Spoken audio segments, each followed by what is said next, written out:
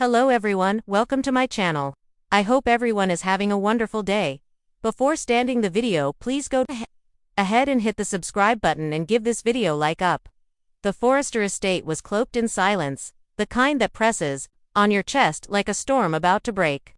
Luna stood alone on the upstairs balcony, eyes fixed on the Los Angeles skyline. The city lights twinkled like scattered diamonds, beautiful, distant, and cold. The same could be said of her heart. She could still hear the echo of Steffi's laughter downstairs, so unbothered, so sure. Luna clenched her fists. No one knew what she knew. Not yet. Downstairs, Ridge sat at the bar, a glass of bourbon in hand. The fire crackled beside him, casting long, flickering shadows on the walls.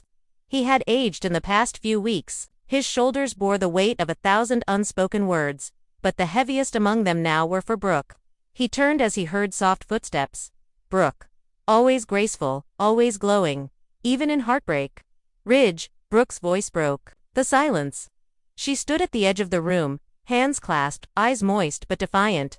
"We can't just end like this," she whispered. Ridge closed his eyes. "We already did, Logan."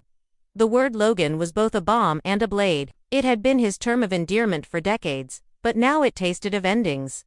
She moved closer. "After everything we've survived, everything we've built for, you really ready to walk away?" He didn't respond right away. His eyes drifted to the staircase, to the ghosts of their memories, their first kiss, their fights, their reunions. But none of it was enough now. "Brooke," he said softly, "I'm not walking away from love.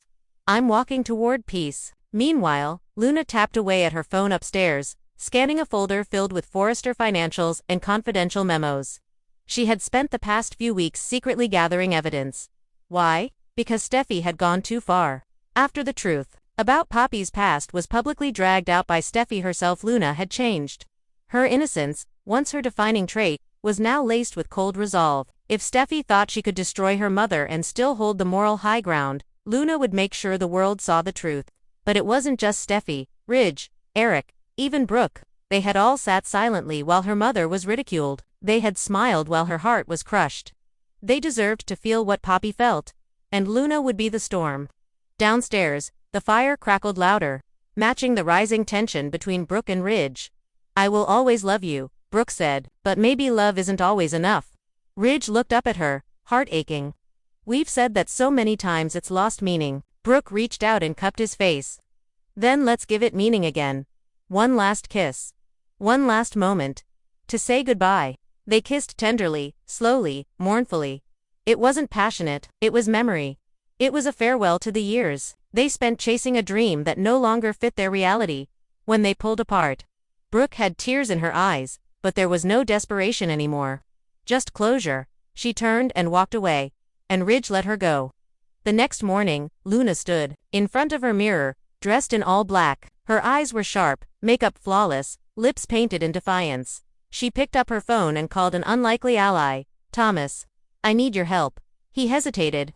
"Luna, I don't think Steffi would." "This isn't about Steffi," she snapped. "This is about legacy. The Forresters aren't invincible, and if you want your place at that table, you'll listen." Thomas was silent. Luna continued, "I have documents, records of embezzlement from a certain fashion project that Steffi buried, and I'm guessing Ridge doesn't know." Thomas cursed softly. "Where did you get that? Does it matter?" She replied coolly, "You help me, and we both get what we want." Later that afternoon, Ridge met with Eric in the Forrester boardroom. "I ended it with Brooke," Ridge confessed. Eric sighed, placing a hand on his son's shoulder. "You'll always love her. But maybe it's time you stop loving who you think she is and see who she really became." "I already have," Ridge said.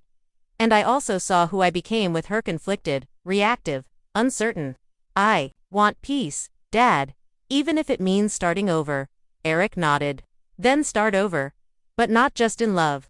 Start over with this family. There's something not right here. Luna's not herself. And Steffi, ...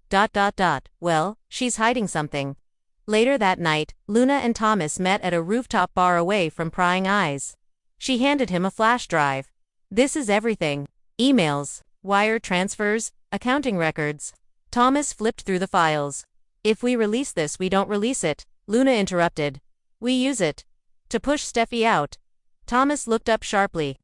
You want me to betray my sister? Luna's voice was calm but deadly. She betrayed family. This is justice.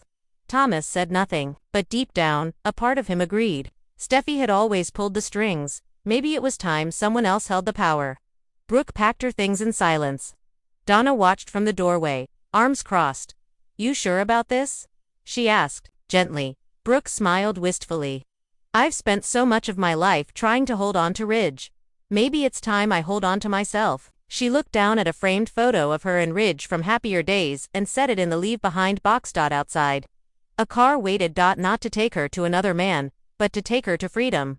At Forrester Creations, the next morning, Luna walked into the conference room like she owned it. Steffy was already there, smug and composed. Well, if it isn't the intern turned blackmailer. Steffy quipped. Luna placed a thick folder on the table. I'm not here to beg. I'm here to negotiate.